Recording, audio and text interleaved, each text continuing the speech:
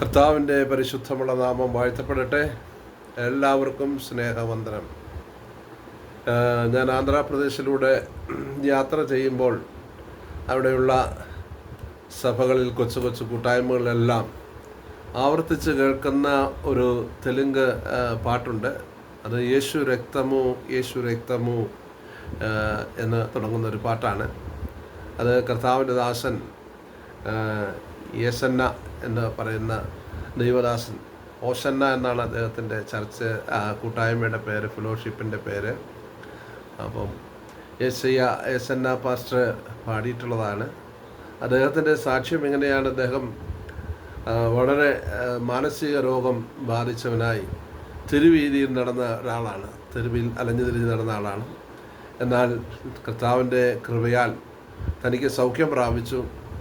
ആ ദൈവം തന്നെ സൗഖ്യമാക്കിയതിനോടുള്ള നന്ദി സൂചകമായി അദ്ദേഹം പൂർണ്ണമായി തൻ്റെ ജീവിതം സമർപ്പിച്ചു. ആന്ധ്രാപ്രദേശിലെ പ്രത്യേകിച്ച് ഗുണ്ടൂർ, വിജയവാഡ ആ ഭാഗങ്ങളിലാണ് അവരുടെ ആസ്ഥാനം. എങ്കിലും നാനാഭാഗങ്ങളിലായിട്ട് ഫെലോഷിപ്പിൻ്റെ ബ്രാഞ്ച് കൂടിവരവുകൾ നടന്നു വരുന്നു. അദ്ദേഹം മരണപ്പെട്ടു പോയെങ്കിലും നൂറുകണക്കിന് പാട്ടുകൾ എഴുതി സമൂഹത്തിൽ ദൈവത്തിൻ്റെ സാന്നിധ്യത്തെ കൊണ്ടുവന്ന ആ ദൈവദാസനെ ഈ സമയത്ത് ഞാൻ ഓർക്കുകയാണ്. ആ പാട്ട് ഇങ്ങനെയാണ് തുടങ്ങുന്നത്: യേശു രക്തമോ രക്തമോ രക്തമോ, യേശു രക്തമോ രക്തമോ രക്തമോ, అమూల్యమైన రక్తము, నిష్కళంకమైన రక్తము, అమూల్యమైన రక్తము, నిష్కళంకమైన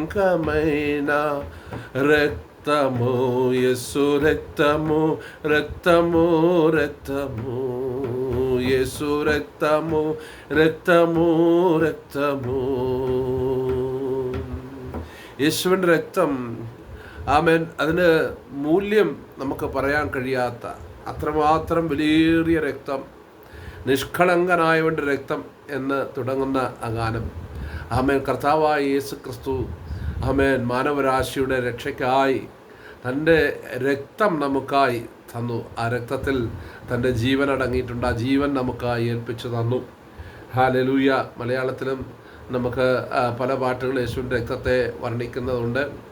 ഹല്ലേലൂയ, സ്തോത്രം. രക്തത്താൽ ജയം, രക്തത്താൽ ജയം എന്ന് തുടങ്ങുന്ന ഒരു ഗാനമുണ്ട്, സ്തോത്രം. പിന്നെ ജയം ജയം ഹല്ലേലൂയ എന്ന് തുടങ്ങുന്ന വേറൊരു ഗാനമുണ്ട്.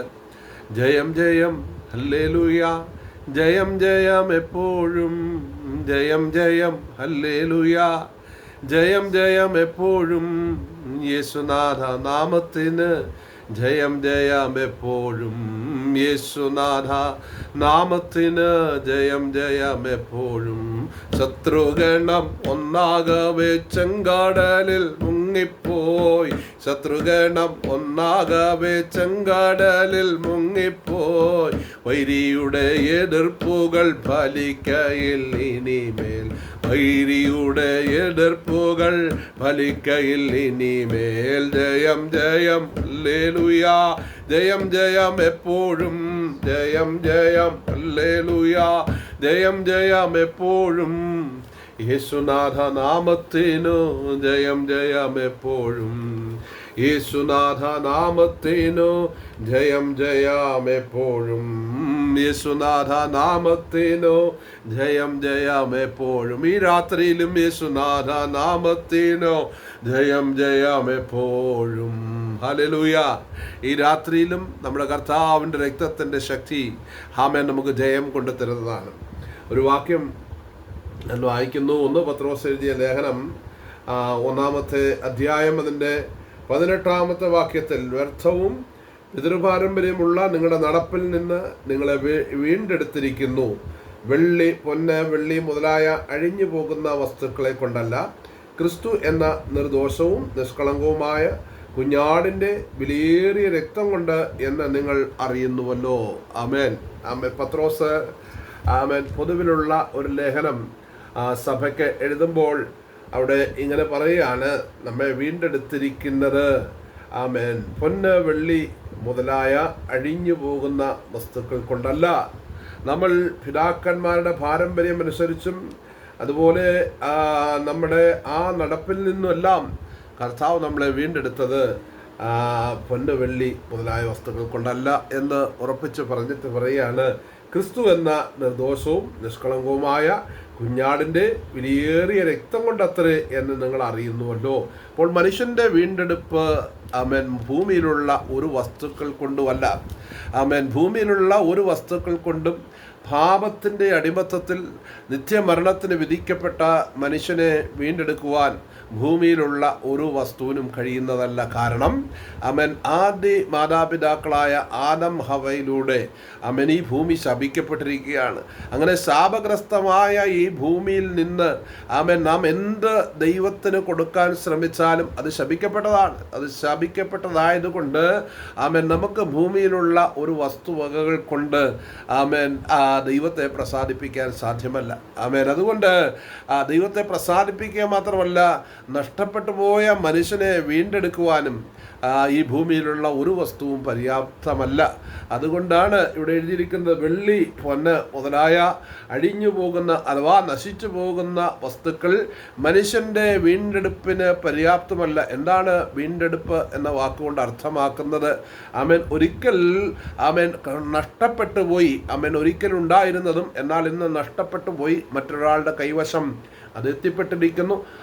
അവിടുന്ന് അത് തിരികെ മടക്കിയെടുക്കുവാൻ കൊടുക്കുന്ന വിലയെ ആണ് വീണ്ടെടുപ്പ് വില എന്ന് പറയുന്നത്. അപ്പോൾ അങ്ങനെയാണെങ്കിൽ കർത്താവായിരിക്കുന്ന യേശു ക്രിസ്തുവിൻ്റെ പുണ്യാഹ രക്തമാണ് ആ വീണ്ടെടുപ്പ് വിലയായിട്ട് നൽകിയിരിക്കുന്നത്. നാം മനസ്സിലാക്കുക, കർത്താവായിരിക്കുന്ന യേശു ക്രിസ്തുവിൻ്റെ വിലയേറിയ രക്തം യേശുവിൻ്റെ വിലയേറിയ രക്തമാണ് മനുഷ്യനെ നിത്യമരണത്തിൽ നിന്ന് വീണ്ടെടുക്കുവാൻ വിലയായി നൽകിയിരിക്കുന്നത്. അതുകൊണ്ട് പ്രിയമുള്ളവരെ, ഇന്ന് പകൽ ഈ രാത്രിയിലും പകലിലുമൊക്കെയായി പാപഭാരം പേറിക്കൊണ്ടിരിക്കുന്ന നിങ്ങളുടെ ജീവിതത്തിൽ നിങ്ങളെ രക്ഷിപ്പാൻ വേണ്ടിയാണ്, നിങ്ങളെ അടിമനുഖത്തിൽ നിന്ന് വീണ്ടെടുക്കുവാനാണ്, നിങ്ങളെ സാത്താൻ്റെ അടിമത്തത്തിൽ നിന്ന് പുറത്തു കൊണ്ടുവരുവാനാണ്, നിങ്ങളെ ഇരുട്ടിൻ്റെ അധികാരത്തിൽ നിന്ന് പുറത്തു കൊണ്ടുവരുവാനാണ് കർത്താവായ യേശു ക്രിസ്തു തൻ്റെ ചങ്കിലെ രക്തം ഊറ്റിത്തന്നത്.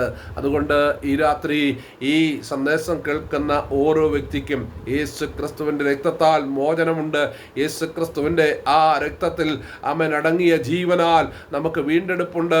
യേശുവിൻ്റെ രക്തത്തിന് നമ്മുടെ പാപങ്ങളെ മറയ്ക്കുവാനുള്ള ശക്തിയുണ്ട്. യേശുവിൻ്റെ രക്തം നമ്മുടെ സകല പാപങ്ങളെ പോക്കി ശുദ്ധീകരിക്കുന്ന രക്തമാണ്.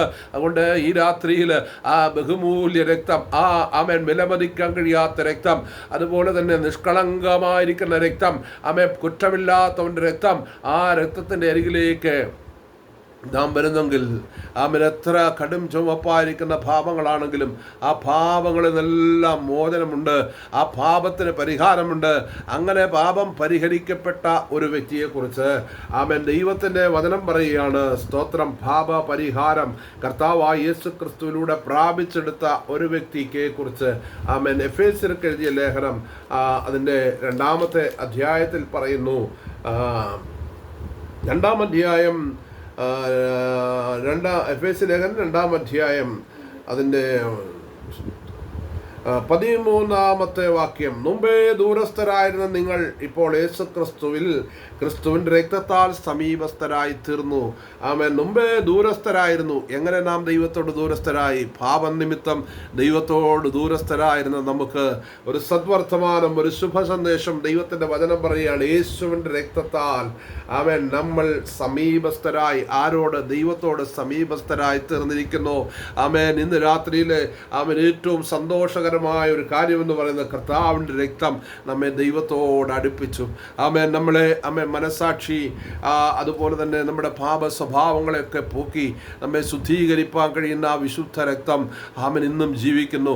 ആരെങ്കിലുമൊക്കെ ആ രക്തത്തിൻ്റെ അരികിലേക്ക് വന്ന കർത്താവായ യേശുവേ, അങ്ങ് ചൊരിഞ്ഞ രക്തം എൻ്റെ പാപത്തിൻ്റെ മോചനത്തിന്, എൻ്റെ വീണ്ടെടുപ്പ് വിലയാണ്. എൻ്റെ പാപങ്ങൾ എന്നോട് ക്ഷമിക്കണം. അതുകൊണ്ട് എന്നെ വീണ്ടെടുത്ത് അവിടുത്തെ മകളാക്കി തീർക്കണമെന്ന് ആര് ആമേൻ ദൈവത്തോട് അപേക്ഷിക്കുന്നു, അവർക്ക് ദൈവത്തിൻ്റെ മകനായി തീരുവാൻ കഴിയും. അതുകൊണ്ട് ഈ രാത്രി ഈ സദ്വർത്തമാനം നിങ്ങളോട് അറിയിക്കുമ്പോൾ ആമേൻ രക്ഷയ്ക്കായിട്ട്, മനുഷ്യൻ്റെ വീണ്ടെടുപ്പിനായിട്ട് ആകാശത്തിൻ്റെ കീഴിൽ മനുഷ്യൻ്റെ ഇടയിൽ വേറൊരു നാമമില്ല. നമുക്കറിയാം, ലോകം അതിൻ്റെ അന്ത്യത്തിലേക്ക് നീങ്ങിക്കൊണ്ടിരിക്കുകയാണ്. യേശു കർത്താവ് തൻ്റെ മടങ്ങിവരവിൻ്റെ അടയാളമായി തൻ്റെ ശിഷ്യന്മാരോട് പറഞ്ഞു, ആമേൻ ആമേൻ ആ ജാതിയോട് പോരടിക്കും, ഭൂകമ്പമുണ്ടാകും, ക്ഷാമമുണ്ടാകും, യുദ്ധങ്ങളുണ്ടാകും, യുദ്ധശ്രുതികളെക്കുറിച്ചും നിങ്ങൾ കേൾക്കും. ഇതെല്ലാം ഈറ്റുനോവിൻ്റെ ആരംഭമാണ്. എങ്കിലും ആമേൻ സ്തോത്രം, കർത്താവിൻ്റെ വരവിൻ്റെ ലക്ഷണങ്ങൾ ഏറ്റവും അടുത്ത് കാണിക്കുന്നു.